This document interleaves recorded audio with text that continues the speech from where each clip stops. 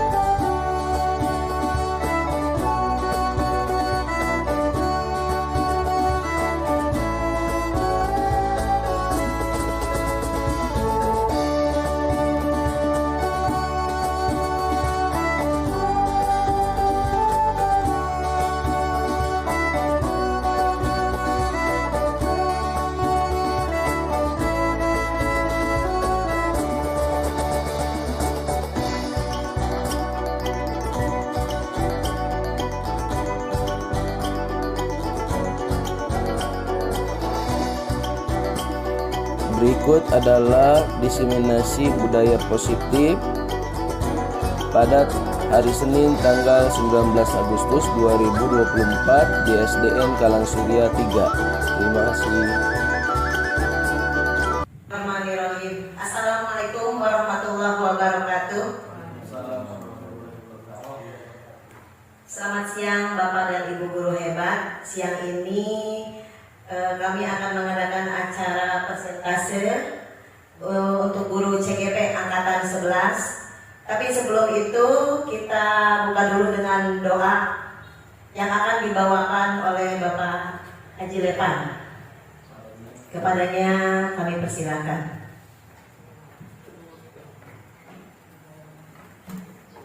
Sebelum dimulai acaranya, alangkah baiknya kita berdoa dulu. Bismillahirrahmanirrahim. Innallaha wa malaikatahu yusholluna 'alan nabi. Ya ayyuhalladzina amanu shollu 'alaihi wa sallimu taslima. Allahumma sholli 'ala habibina wa syafi'ina wa maulana Muhammad wa sallim tabarakta kulli sabati rasulillah ajmain.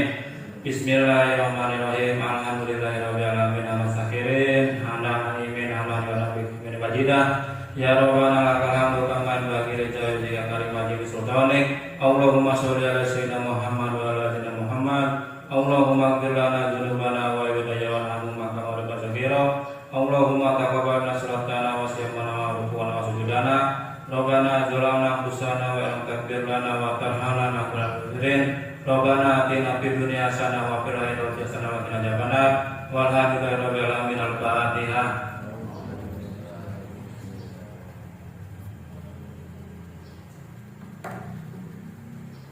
Silakan ke Bu Elis.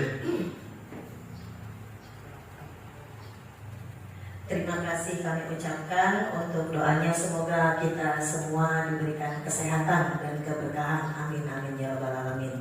Baiklah, untuk selanjutnya yaitu acara inti persentase yang berjudul Budaya Positif yang akan dibawakan oleh Bapak Asep Wahyu SPD CGP Angkatan 11. Silakan.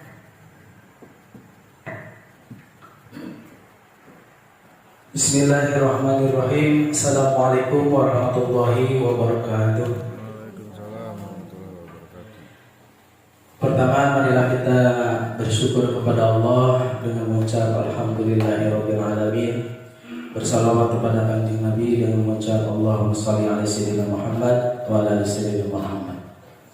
Yang saya hormati Ibu Kepala Sekolah SDN Kalang Surya 3. Yang saya hormati rekan-rekan guru hebat SDN Kalang Surya 3 yang alhamdulillah pada kesempatan siang hari ini kita bisa berkumpul. Mohon maaf kepada rekan-rekan karena menggunakan waktu untuk istirahatnya untuk kumpul di ruangan kelas 6 ini untuk membahas tentang menyebarkan pemahaman dan penerapan pengalaman budaya positif. Saya sebagai calon guru penggerak angkatan 11 Kecamatan Rengas Dengklok, Kabupaten Karawang. Sebelum acara ini dimulai, saya mempresentasikan budaya positif ini. Coba untuk lebih fresh lagi kita speaking dulu ya, supaya kita lebih fokus lagi. Coba kalau kata saya siang pagi, tepuk 1 kali. Kalau kata saya siang, maka tepuk 2 kali. Kata saya sore, maka tepuk 3 kali. Untuk malam tidak berbunyi. Siap? Ya. Coba kita mulai dulu. Pagi, siang, sore, malam. Ya, ada ya satu. Siap ya? Siap. Coba.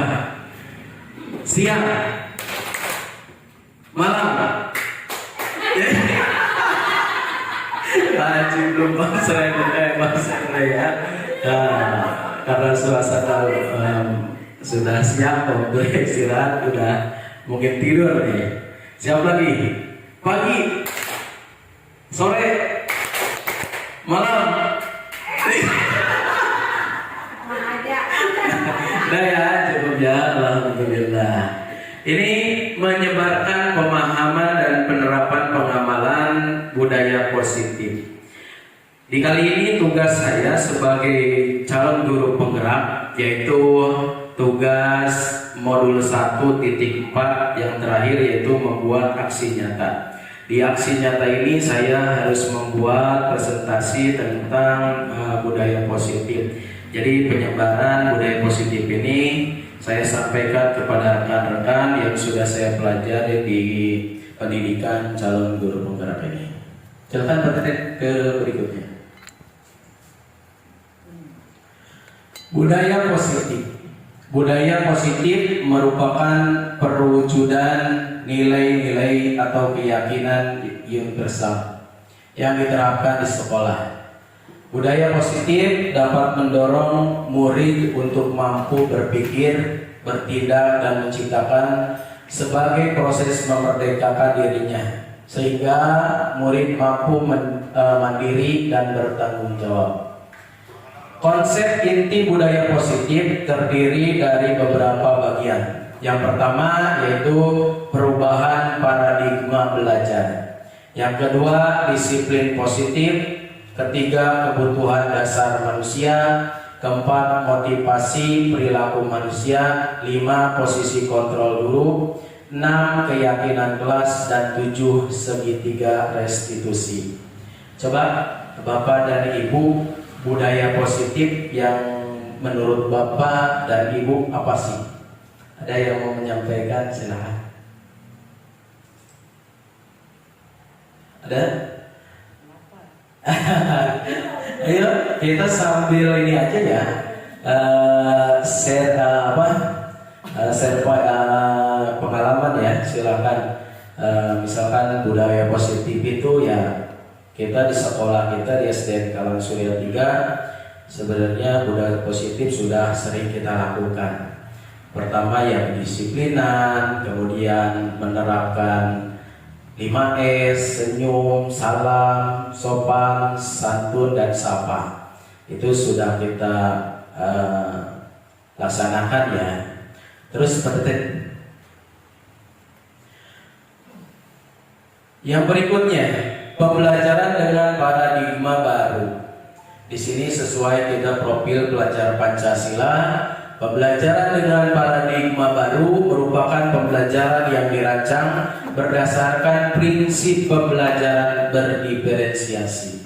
Sehingga para peserta didik belajar sesuai kebutuhannya berdasarkan tahap perkembangan sesuai teori psikologi modern untuk mewujudkan profil pelajar Pancasila.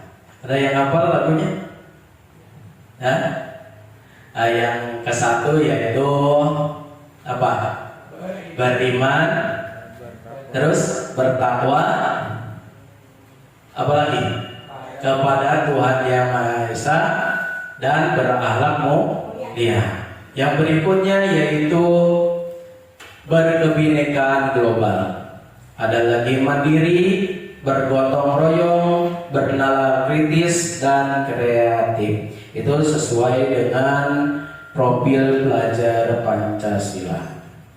Berikutnya, disiplin positif. Nah, tadi saya sudah tanyakan apa itu disiplin positif. Disiplin positif adalah pembiasaan hal yang baik mencakup sikap atau perilaku maupun tutur kata oleh seluruh warga di sekolah, terutama bagi murid, agar dapat berkembang menjadi pribadi yang kritis, mandiri, dan bertanggung jawab. Sebagai pendidik, tujuan kita adalah menciptakan peserta didik yang memiliki disiplin diri sehingga mereka berperilaku mengacu pada nilai-nilai kebajikan universal dan memiliki motivasi dalam diri menuju perubahan perilaku ke arah yang lebih baik. Ya, di sini kebajikan universal. Bertanggung jawab, anak harus bertanggung jawab. Setiap tindak tanduk anak itu harus mereka sendiri yang bertanggung jawab. Ya, berani berbuat, ya berani bertanggung jawab. Kemudian kita biasanya kan membuat kesepakatan kelas, itu hasil dari anak-anak dengan guru. Ya, ketika anak-anak misalkan jangan buang sampah sembarangan di dalam kelas, misalkan. Kemudian anak itu ternyata membuang sampah di kolong meja. Nah, seperti apa tindakan kita? Ya, biasanya buang sampah di mana saja. Ya, nanti kita akan yang ketujuh tadi ada restitusi. Kita akan bahas bagaimana menangani anak yang seperti itu. Kemudian kebutuhan dasar manusia. Yang ketiga yaitu kebutuhan dasar manusia. Kebutuhan dasar manusia merupakan sesuatu yang kita lakukan untuk mendapatkan apa yang kita inginkan. Setiap manusia mempunyai keinginan dan kebutuhan. Apa dasarnya? Yang pertama, anak itu butuh kebebasan. Anak itu butuh pengakuan. Anak itu butuh kasih sayang. Apalagi? Kira-kira kebutuhan anak apalagi? Selain kasih sayang, perhatian, apalagi? Pendidikan. Kebutuhan atau bapak artinya. Ya, butuh juga seluruh tindakan yang kita lakukan memiliki tujuan. Ya, semua usaha terbaik yang kita lakukan agar kebutuhan dasar kita terpenuhi dengan baik. Itu. Untuk berikutnya saja dulu. Ya, kita bahas yang ke berikutnya. Nah, kebutuhan dasar manusia ini yaitu bertahan hidup. Ya, dengan bertahan hidup ini ya anak manusia butuh makan.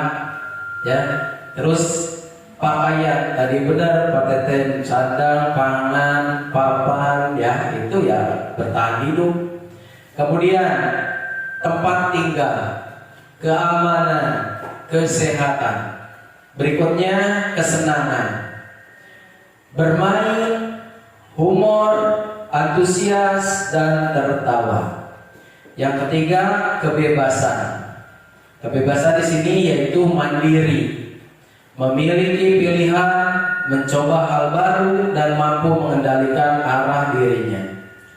Penguasaan yaitu harga diri, keinginan untuk dianggap, memimpin, berprestasi, diakui, dan didengar. Yang kelima, kasih sayang dan rasa diterima. Dari kelima ini, yang paling pokok yaitu ya bertahan hidup, penting di situ. Kemudian kasih sayang, ya, semua manusia butuh kasih dan sayang, ya. Terus yang penguasaan dan kebebasan dan kesenangan itu emang kalau tercukupi ya bagus gitu ya. Yang paling pertama yaitu bertahan hidup. Kemudian apa tadi? 3 kebutuhan dasar manusia.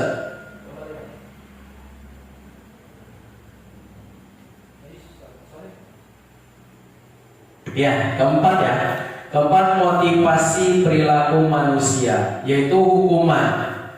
Ya, di sini ada motivasi perilaku manusia, ada hukuman, konsekuensi, ada restitusi. Hukuman, contohnya di sini ada tidak terencana atau tiba-tiba. Kemudian misalkan anak ketinggalan masuk, misalkan sudah jam 8 baru masuk. Contoh hukumannya apa? Misalkan berdiri di depan kelas, itu namanya hukuman. Atau dilarang masuk, ya, tidak boleh masuk kelas misalkan karena kesiangan. Kemudian murid tidak tahu apa yang akan terjadi. Dari hukuman ini tidak ada yang tahu ya. Misalkan kita kesiangan, biasanya ketika anak datang kesiangan apa di pikirannya? Nah, takut dihukum. Akhirnya balik ceritanya di kelas 6 EB sama ada yang seperti itu. Pak, anak saya udah berangkat tadi kesiangan, kembali lagi tidak boleh masuk jadinya. Padahal itu hukuman, nggak boleh sebenarnya ya. Di situ kemudian bersifat satu arah, tidak mementingkan murid, hukuman itu ya. Jadi kita cuma berfokus menerapkan kedisiplinan di sekolah tanpa kita memperhatikan dari siswa kita. Dari kebutuhan tadi, nanti ada keterkaitannya. Yang berikutnya yaitu berupa hukuman fisik atau psikis. Dari fisik misalkan contohnya lari keliling lapangan misalkan 10 hari ya, 10 putaran, itu fisik. Psikis contohnya seperti apa? Ada yang mau ini? Contohnya seperti apa hukuman psikis? Kuya misalkan. Di situ perasaan jadi bendul perasaan itu. Yang berikutnya konsekuensi. Yang pertama yaitu terencana atau disepakati sesuai peraturan. Nah di sini konsekuensi seperti contohnya di dalam kelas kita membuat keyakinan kelas. Kalau di kita keyakinan kelas atau apa? Kesepakatan. Ada lagi? Apa? Sudah buat belum? Sudah ya? Membuat kesepakatan kelas atau keyakinan kelas. Kemudian murid tetap dibuat tidak nyaman. Sama saja. Ini konsekuensi murid tetap dibuat tidak nyaman. Kesepakatan ya. Ini kesepakatan beda dengan keyakinan. Ya. Mungkin ya. Nanti ke restitusi. Sikap guru selalu memonitor murid. Yang berikutnya restitusi, yaitu proses menciptakan kondisi bagi murid untuk memperbaiki kesalahan. Di sini, nah saya sebagai calon guru penggerak ya belajar tentang restitusi. Ternyata Bu, Setiap kita ada permasalahan dengan anak, nah segitiga restitusi ini bisa kita gunakan ya. Contohnya gini, setiap anak, misalkan kita sudah membuat keyakinan kelas ya, anak nulis keyakinan kelasnya bersama guru tentang kedisiplinan, berangkat atau masuk jam 7.15. Contoh tadi kehukuman. Kalau kehukuman kan langsung. Setiap anak yang datang terlambat misalkan disuruh berlari mengelilingi lapangan sebanyak 10 kali balikan atau berdiri di depan kelas. Restitusi tidak seperti itu.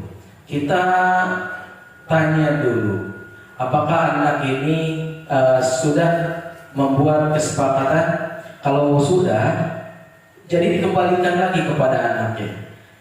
Dia merasa nggak berbuat salah atau berbuat yang tidak sesuai dengan kesepakatan yang sudah dibuatnya di kelas itu.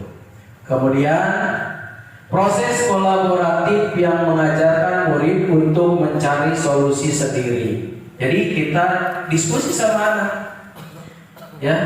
Tidak seperti tadi hukuman. Kalau hukuman itu kan ada sok disentak heula budak teh. Ya, kalau restitusi ini enggak. Kita ngobrol nih. Misalkan dipanggil. Anak itu dipanggil sudah misalkan jam istirahat. Kenapa kamu dipanggil sama bapak ke sini misalkan, ya. Terus anaknya enggak tahu, Pak. Kemudian tanya lagi. Coba tadi kamu masuk ke kelas jam berapa? Jam 8, Pak. Coba masuk jam 8 kamu sudah membuat keyakinan kelas? Sudah, Pak. Apa keyakinan kelas yang sudah kita sepakati? Masuk jam 7.15. Nah itu kembalikan lagi. Oh iya Pak, saya salah Pak. Masuk jam 8. Ternyata kesepakatan kelas kita jam 7.15. Nah jadi kembalikan lagi. Jadi anak itu merasa dia yang membuat kesepakatan, dia yang melanggar, nanti dia yang berasa. Jadi tidak ada yang disakiti. Guru tidak seperti killer, kejam. Nah anak itu merasa sendiri, rasa tanggung jawabnya nanti kembali lagi sama peserta didik. Berikutnya berikutnya.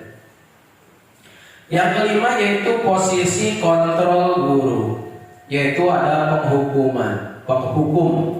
Ya, biasanya seperti ini ya. Zaman-zaman dulu kita sekolah, guru itu seperti ini. Ketika tidak mengerjakan PR atau apa berkelahi, nah nanti kita perlahan-lahan kita hilangkan. Karena kita sudah belajar tentang profil pelajar Pancasila. Kemudian pembuat merasa bersalah.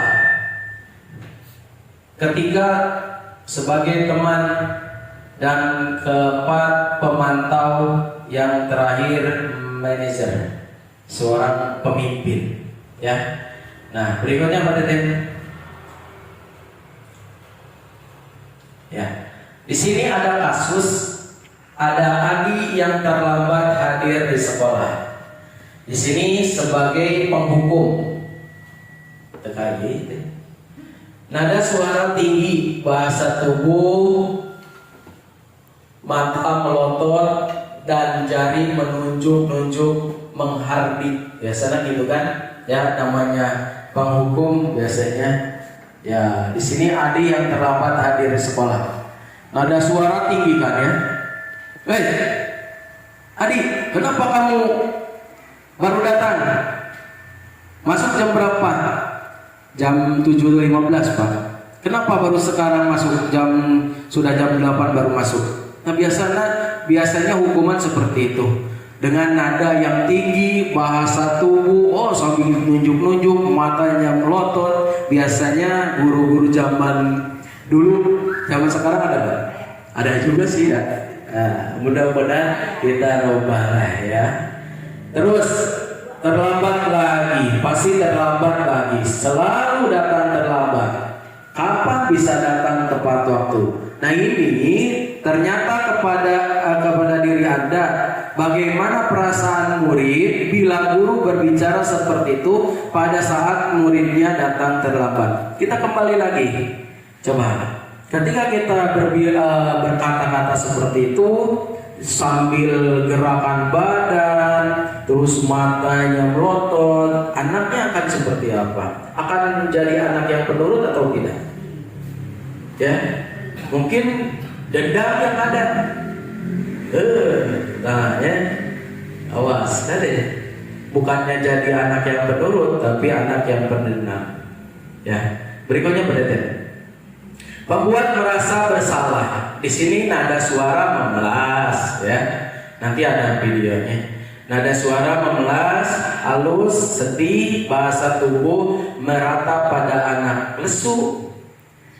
Misalkan, adik, kenapa adik teh datang terlambat mulu? Ya, adik tidak kasihan sama bapak.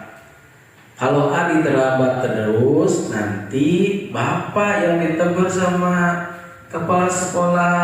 Nah, anak itu nanti akan merasa gimana ya? Bersalah. Aduh, iya saya kasihan kepada bapaknya. Nanti bapak yang di ini. Nah, jangan seperti itu. Ya, kita tetap harus menegakkan atau disiplin, ya, menegakkan disiplin terhadap, tapi nanti mana ya yang cocok sesuai dengan murid kita yang ada di SD. Yang berikutnya Mas, ini dulu ya. Agi, kamu ini bagaimana ya? Kamu sudah berjanji dengan ibu tidak akan terlambat lagi. Kamu kenapa senang sekali mengecewakan ibu? Ibu benar-benar kecewa sekali. Siap. Ya. Ya.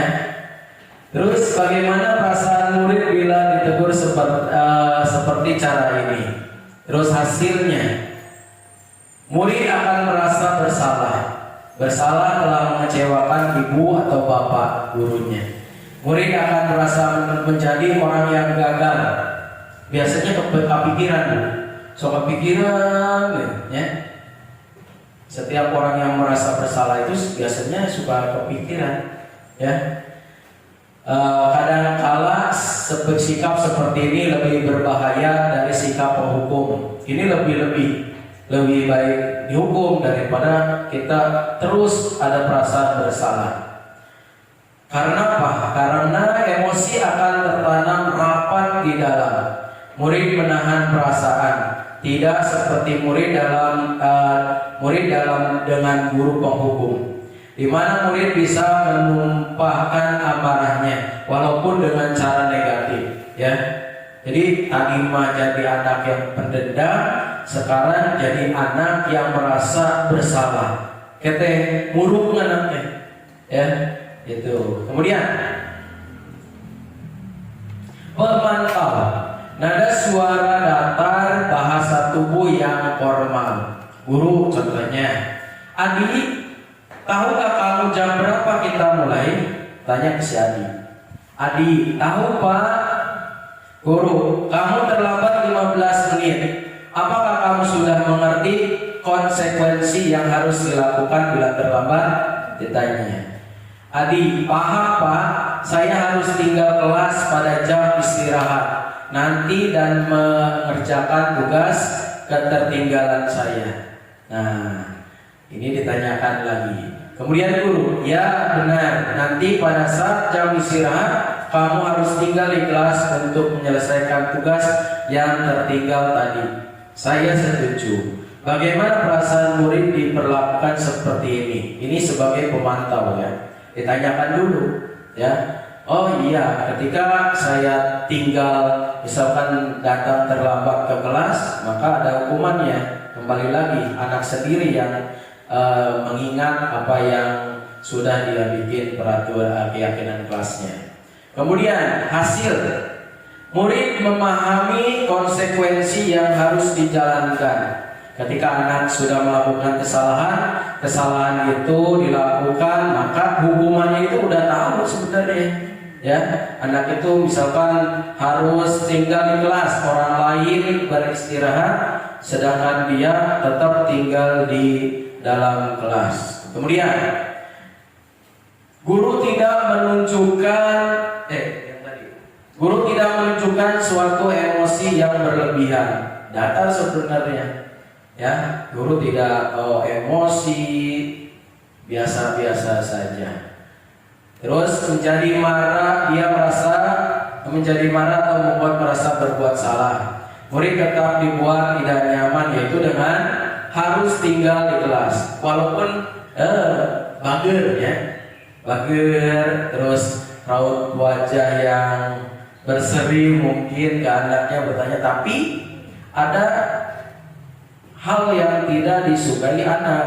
Karena apa? Yang lainnya istirahat di luar, si anak itu tetap diam di kelas, tidak istirahat, yaitu mengerjakan tugas, gitu ya. Kemudian teman, nada suara ramah, akrab dan bercanda. Bahasa tubuh merapat pada murid, mata dan senyum cenaka. Adi, misalkan, ayo, kenapa datangnya terlambat? Nah, misalkan biasa, Di, kemana aja nih baru datang ke sekolah atau ke kelas? Saya ini Pak, tadi di jalan ada kucing yang lagi kegeleng mobil misalkan.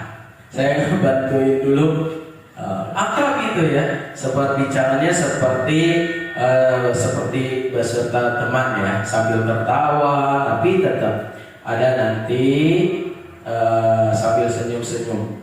Hasilnya apa? Hasilnya murid akan merasa senang dan akrab dengan guru sebenarnya. Merasa berteman lah ya. Tapi ini termasuk dampak yang positif. Hanya saja di sini negatifnya apa? Murid menjadi tergantung pada guru tersebut. Ya, tidak mau, misalkan mau ganti lagi gurunya nggak mau.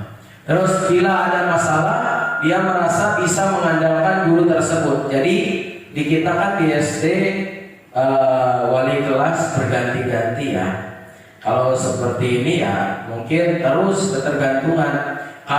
Misalkan Pak Teten menurut atau ke Bu Sri menurut, ke guru yang lain enggak. Karena apa? Siswa ini ketergantungan kepada yang guru itu.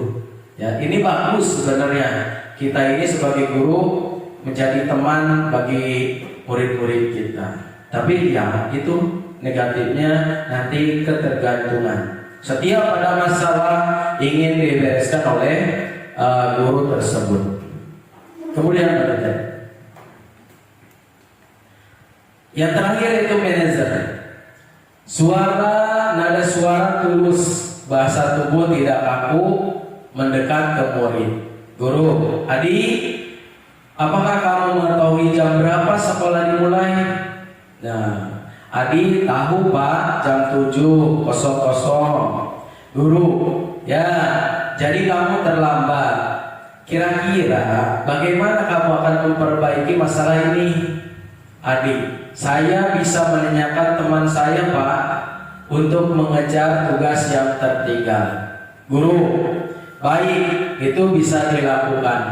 Apakah besok akan ada masalah untuk kamu agar bisa hadir tepat waktu di sekolah? Adi, tidak Pak, saya bisa hadir tepat waktu. Guru, baik, saya hargai usahamu untuk memperbaiki diri. Bagaimana perasaan murid diperlakukan seperti itu? Ya, terus pada posisi manajer, maka suara guru sebaiknya tulus. Tidak perlu marah, tidak perlu meningkatkan suara, apalagi menunjuk-nunjuk jari ke murid. Ya, ya sambil nunjuk-nunjuk. Adek, telatih datang teh.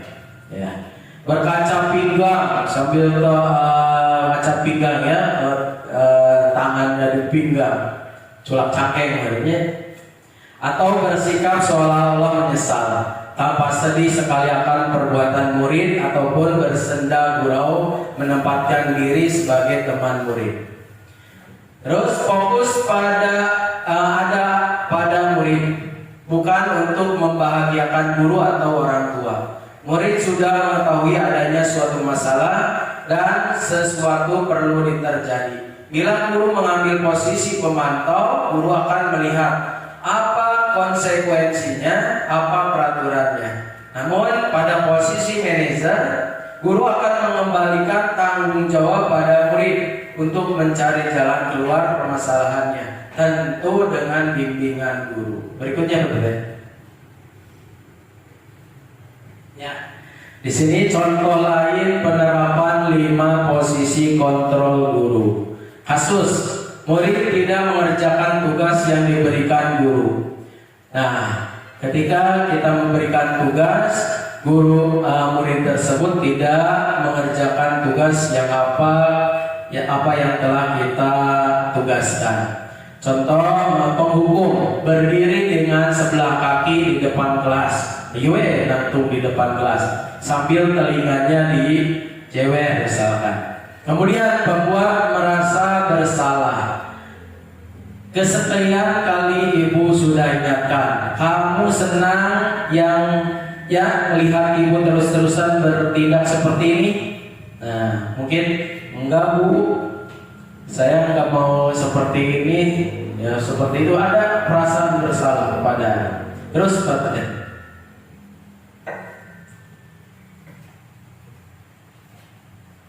teman, ayo dong kamu kerjakan tugasnya, nanti kalau sudah selesai kita main game misalkan ya. Kemudian kamu pemantau, kamu sudah melakukan kesalahan dan sudah mengetahui konsekuensinya. Sekarang selesaikan dan segera kumpulkan. Berikutnya, manajer, apakah kamu tahu kesalahanmu? Keyakinan sekolah apa yang kamu langgar? Dan apa yang akan kamu lakukan untuk menyelesaikannya? Nah, dari contoh penerapan 5 posisi kontrol guru, kita ingin yang mana? Apa kita sebagai teman, apa kita sebagai pemantau, apa kita sebagai penghukum, apa kita sebagai manajer. Tinggal kita ini aja ya. Mau jadi penghukum berarti nanti anak akan jadi anak yang pendendam. Sebagai teman ya, anak apek atau nurut ya, nurut kepada kita. Tapi anak itu nanti akan ketergantungan kepada kita.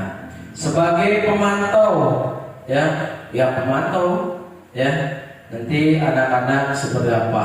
Nanti manajer itu mengembalikan lagi setiap permasalahan ya kepada anak itu kita kembalikan. Kemudian di sini ada posisi kontrol. Apakah aku, coba ya, saya kecewa sekali dengan kamu. Kira-kira apa, Ibu? Coba. Pemantau, teman, manajer. Saya kecewa sekali dengan kamu. Merasa bersalah. Apa itu? Coba, ayo kalian jawabannya. Membuat merasa bersalah. Itu ya dengan kata-kata tadi. Berikutnya apa tadi? Kamu tidak pernah benar melakukannya. Sekarang keliling lapangan 3 kali. Iya, benar. Ya, posisi kontrol apakah aku penghukum? Ya.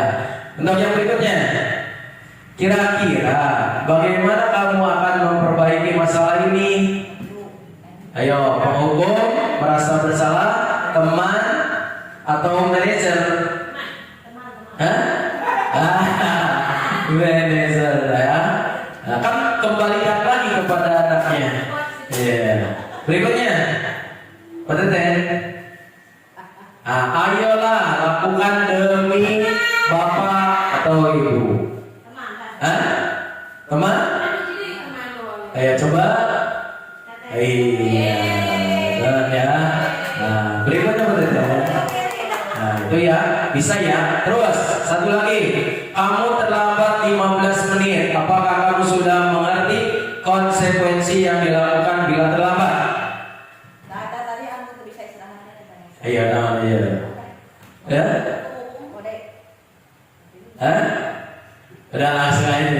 udah siang deh.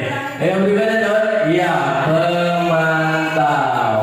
Dong berikutnya, bisa ya. Nanti ibu mau jadi manajer, mau jadi penghukum, mau jadi anak merasa bersalah, mau seperti apa ya, tergantung ibu. Ya sebaiknya sebagai manajer ya kita tanyakan dulu ke anak. Jadi anak itu nanti bertanggung jawab apa yang telah mereka lakukan. Seperti itu. Kena yaitu keyakinan kelas. Dua lagi nih ya, kan sampai 7. Keyakinan kelas merupakan kesepakatan kelas yang diyakini bersama guru dan murid dengan harapan dapat meningkatkan kedisiplinan murid. Keyakinan kelas berupa pernyataan universal, dibuat dalam bentuk positif dan bersifat abstrak. Keyakinan kelas hendaknya tidak terlalu banyak sehingga mudah diingat dan dipahami. Semua warga kelas ikut berkontribusi dalam pembuatan keyakinan kelas lewat kegiatan mengutarakan pendapat. Jadi kita kan kemarin waktu PI ya, pendampingan 2 ya, kita sudah membuat keyakinan kelas contohnya ya. Misalkan secara simpel, misalkan menerapkan disiplin waktu. Contohnya seperti apa Bu, Pak? Misalkan harusnya datang ke sekolah atau masuk kelas jam 7.15 misalkan gitu ya. Jadi simpelnya gitu. Udah saja masuk jam 7.15 sudah ada di dalam kelas, sudah. Terus jagalah kebersihan kelas. Ya. Jadi ketika anak yang membuang sampah di dalam kelas itu konsekuensinya ya udah ada ya, keyakinan kelas yang buat mereka itu. Jadi kembalikan lagi Bu, bukan kita yang buat, tapi hasil diskusi kita dengan anak. Anak inginnya seperti apa untuk keyakinan kelas masing-masing, bukan kita yang buat. Jadi kalau kita yang buat ya anak-anak bukan saya yang buat. Tapi kalau kita kembalikan lagi kepada anak-anak, yaitu anak-anak yang buat. Jadi ketika melanggar apa yang sudah diyakini, kita kembalikan lagi kepada anaknya. Nanti anaknya juga yang menyelesaikan apa yang telah dia langgar. Kemudian berikutnya. Nah, di sini keyakinan kelas. Setiap anggota kelas perlu belajar, senang, melakukan tugas, saling menghargai, merasa aman. Selalu bersikap positif, senantiasa menjadi diri terbaik, percaya dan menghormati orang lain serta barang miliknya. Berkomitmen terhadap sikap tugas, saya setiap tugas senantiasa membantu, hormat. Kami meyakini bahwa syarat penting untuk menghormati semua orang dan barang milik orang lain. Bekerja, kami meyakini bahwa sangat penting untuk mengerjakan segala pekerjaan atau mengikuti kegiatan yang telah ditugaskan. Nah, seperti itu ya. Berikutnya berarti. Nah, di sini ada video pembuatan keyakinan. Terus dulu.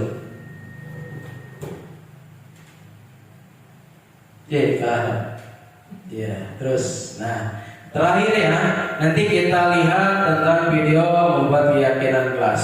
7. Segitiga restitusi. Nah, ini segitiga restitusi. Segitiga restitusi adalah proses menciptakan kondisi bagi peserta didik untuk memperbaiki kesalahan mereka ya. Jadi si anak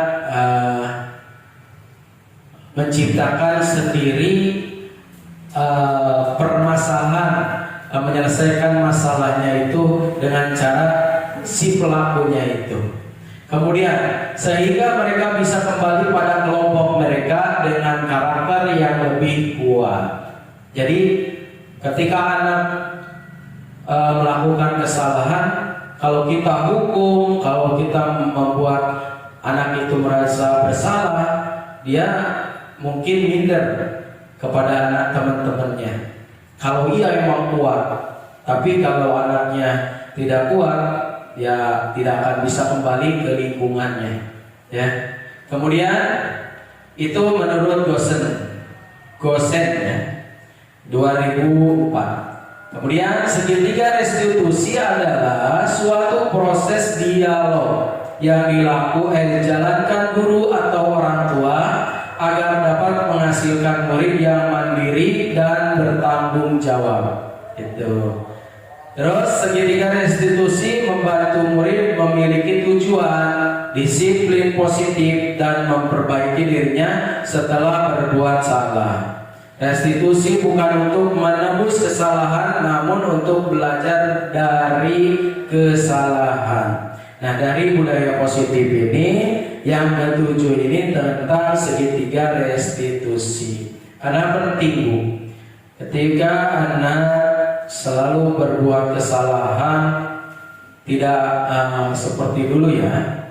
Ketika anak langsung dihukum ketika membuat kesalahan, bukan anak itu jadi penurut, tapi membuat anak seorang pendendam dan juga merasa bersalah. Nah, kita rubah sesuai dengan segitiga restitusi. Berikutnya Pak Tete.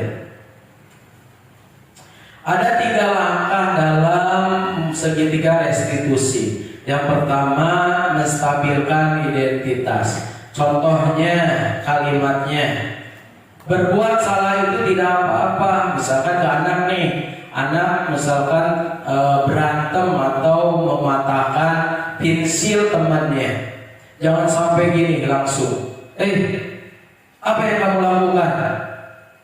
Misalkan ya, langsung, cepat ganti pulpennya atau pensilnya temennya. Jangan seperti itu. Tapi kita berdialog dulu. Berbuat salah itu tidak apa-apa. Kita ini dulu. Misalkan nih adik berbuat salah itu ya tidak apa-apa. Manusia seperti kita, makhluk hidup, ya pasti ada kesalahan. Dibalikan lagi. Jangan sampai anak itu minder, tapi dikuatkan juga. Terus tidak ada manusia yang sempurna. Ya, kepada anak. Tidak ada manusia yang sempurna. Saya juga pernah melakukan kesalahan seperti itu. Ya, Bapak dulu pernah mematahkan pensil teman Bapak. Ya, tapi lain jadi bertengkar atau malah gelut, ya, berkelahi. Tidak. Terus kita bisa menyelesaikan ini. Nah, kalau anak tadi kita bisa menyelesaikannya. Coba adik menyelesaikan ini dengan cara apa? Apa berkelahi dengan temannya? Enggak, kita cari solusinya. Apa? Terus Bapak Ibu tidak tertarik mencari siapa yang salah kepada anaknya. Pokoknya adik, Bapak tidak mau mencari siapa yang salah, siapa yang benar. Ya. Nah, seperti itu, Bu. Jadi ke anak itu yang korbannya tidak dimenangkan, yang pelakunya tidak disalahkan, seperti itu kepada anak, ya. Kemudian, tapi Bapak Ibu ingin mencari solusi dari permasalahan ini. Jadi dirundingkan ya, misalkan si Adi atau si Rahma keseaknya karena pulpen nanti dipotongkan, gitu. Jadi dipanggil dua anak. Rahma, Adi, ada kejadian apa tadi di kelas? Misalkan, ini Pak, si Rahmat Adi mematahkan pensil saya Pak. Nah, ditanya Adi, kenapa pensil Rahmat dipatahin? Misalkan dijawab sama si Adi, gini, ya. Nah, kemudian ya, pokoknya jangan sampai si Adi itu merasa benar-benar bersalah, terus ini dimenangkan, jangan. Ya, kita kembalikan lagi, terus ada solusinya. Tetap, jadi nantinya si adik harus mengganti karena ini kan barang orang lain, ya. Tidak boleh merusak barang orang lain. Gimana caranya? Oh, si adik, iya Pak, saya akan mengganti, misalkan saya akan mengganti pensil Rahmat yang telah saya patahkan. Jadi dia sendiri yang mencari solusinya. Kemudian kamu berhak merasa begitu. Apakah kamu sedang menjadi teman yang baik buat dirimu sendiri? Jadi Pak, biasanya yang pensilnya dipatahkan pasti merasa marah, ya, marah. Kalau berani ya dilawan, kalau tidak berani apa yang terjadi? Ya, nangis biasanya. Kalau tidak berani, kalau berani ya dilawan, gitu ya harusnya. Tapi dia kata si Rahma gini, ya Pak, sebenarnya saya marah sama si Adi itu. Nah, terus apa yang dilakukan Rahma? Saya ya pendam saja Pak. Nah, untung dipendam, ya. Coba kalau Rahma ini melampiaskan kemarahan dengan memukul. Ketika Adi dipukul, apa yang terjadi? Misalkan kepalanya bocor, berdarah, nanti Rahma juga yang merasa rugi. Seperti itu. Berikutnya apa tadi? Kedua, validasi tindakan yang salah. Contoh kalimatnya. Padahal kamu bisa melakukan yang lebih buruk dari ini ya, kasih Rahma. Ya, padahal kan biasanya cuma marah saja, ngambek dengan misalkan dengan nada keras. Adik, kamu mau pulpen saya atau pensil saya, kamu patahkan, ngambek gitu. Tapi tanpa memukul. Sebenarnya orang yang marah itu ya nggak bisa terkendali biasanya. Apa aja, misalkan ada baku mesti di alunkan nggak bisa, ya. Nah makanya kita harus benar-benar netral, tidak ke sini, tidak ke si Adi, tidak ke si Rahma, netral saja supaya permasalahan mereka sendiri yang menyelesaikannya. Kemudian kamu pasti punya alasan mengapa melakukan hal itu. Terus kamu patut bangga pada dirimu sendiri karena kamu telah melindungi sesuatu yang penting buatmu. Tadi ambok doang gitu. Tapi alhamdulillah, ya Pak, saya alhamdulillah bisa nahan. Tadinya pingin mukul si Adi, ya, kata si Rahma. Dari hati tadi pingin mukul Pak. Nah coba kalau Rahma tadi jadi mukul Adi, apa yang akan terjadi? Mungkin orang tuanya nanti kesini, ya. Kalau terjadi apa-apa, kalau terjadi ke muka Adi, ada memar, ada apa, nanti Rahma juga yang disalahkan. Itu. Padahal yang salah itu kan Adi. Itu. Kemudian kamu boleh mempertahankan sikap itu, tapi kamu harus menambahkan sikap yang baru. Itu ya. Terus berikutnya. Yang ketiga, yaitu menanyakan keyakinan. Contoh kalimatnya. Apa yang kita percaya sebagai kelas atau keluarga? Ya. Nah, tanyakan seperti ini, ya Pak, saya ini kita kan tadi nggak terlalu marah ke Adi karena saya anggap Adi itu teman saya Pak. Nah seperti itu nanti. Kemudian apa nilai-nilai umum yang kita telah sepakati? Contoh tadi apa? Kesepakatan misalkan tidak boleh merusak barang teman. Misalkan ada keyakinannya seperti itu. Bila pinjam barang harus dikembalikan. Misalkan ada seperti itu, ya.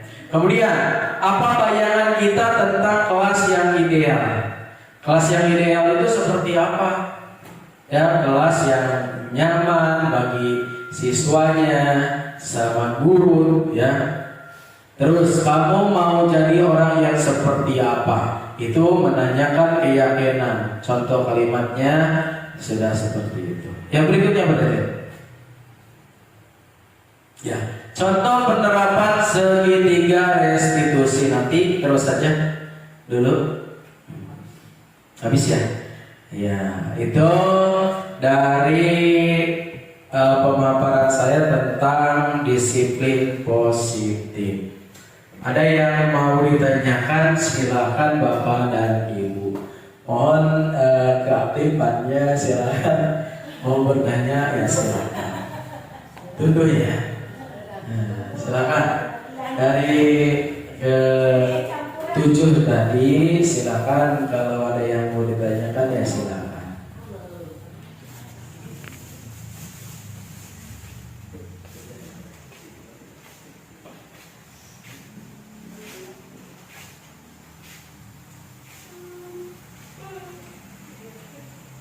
Jadi posisi kontrol guru itu menyesuaikan gitu Pak Sep.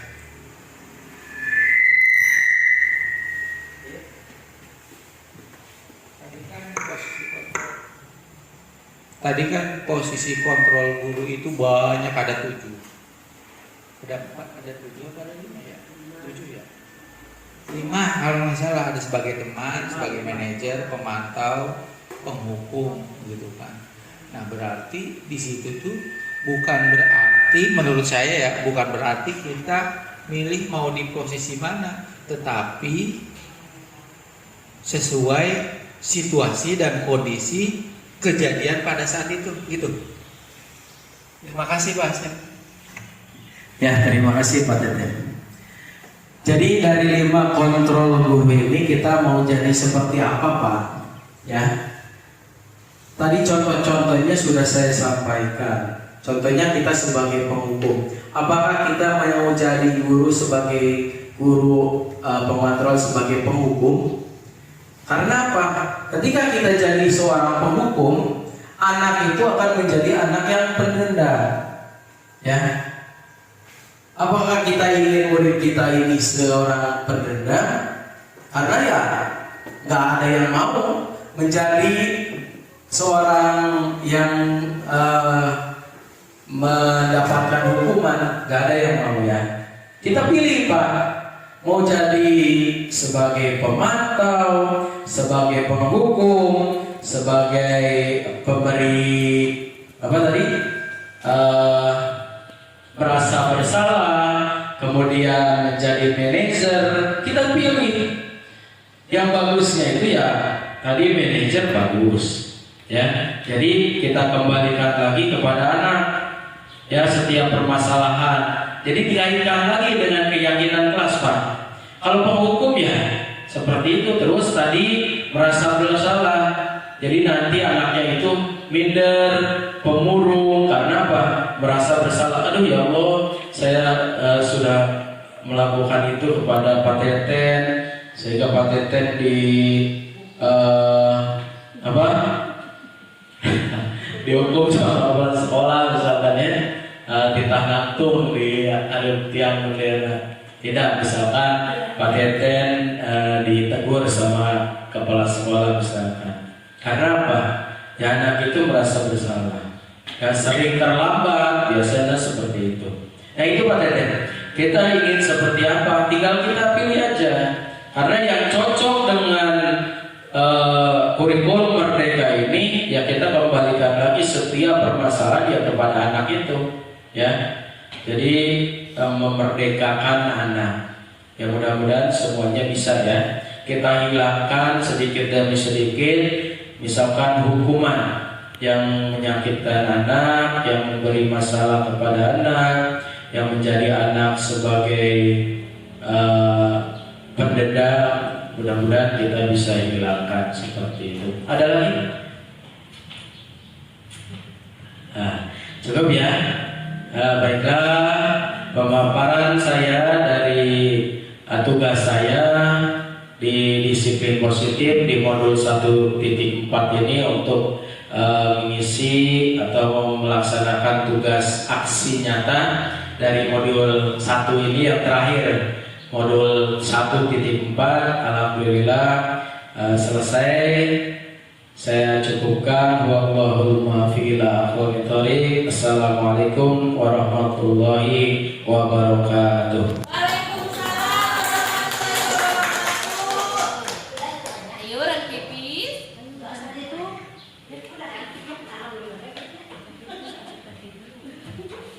Baiklah rekan-rekan guru yang hebat, demikianlah acara persentase yang dibawakan oleh Bapak Asep Wahyu. Semoga bagi kita sangat bermanfaat ilmu yang sudah sudah beliau dapatkan. Dengan mengucapkan Alhamdulillahirabbil alamin, mari kita tutup acara persentase siang ini. Assalamualaikum warahmatullahi wabarakatuh.